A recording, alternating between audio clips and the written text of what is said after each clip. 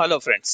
ఇక్కడ మీరు చూస్తున్నది ఆలంపూర్ నవబ్రహ్మ ఆలయాలలోని స్వర్గబ్రహ్మ ఆలయం. ఈ ఆలయం చూడడానికి చాలా ముచ్చటగా ఉంటుంది. ఈ ఆలయాన్ని క్రీస్తు శతకం 681 నుండి 696లో లోకాదిత్య ఎలా అరస తన రాణి గౌరవాలతో నిర్మించారని చెప్పబడుతున్నారు. ఈ నవబ్రహ్మ దేవాలయాలు ఏవైతే ఉన్నాయో వీటిని బాదామి చాళుక్యులు రససిద్ధుడు అనే సాధువు సహాయంతో నిర్మించారని కూడా చెప్పబడుతున్నాయి. ఈ నవబ్రహ్మ ఆలయాల మీద ఒకప్పుడు ఇస్లామిక్ సుల్తానులు దాడులు చేశారు. వాటి వల్ల ఈ దేవాలయాలు చాలా వరకు దెబ్బతిన్నాయి. వాటి రూపురేఖలను కూడా కోల్పోయాయి. ఇప్పటికీ కొన్ని దేవాలయాలు ఆ దాడులను తట్టుకొని సురక్షితంగా ఉన్నాయి కొంతవరకు.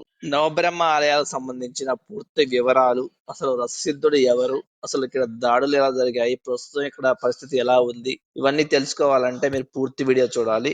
వీడియో నచ్చట్లయితే లైక్ చేయండి, షేర్ చేయండి, సబ్స్క్రైబ్ చేయండి.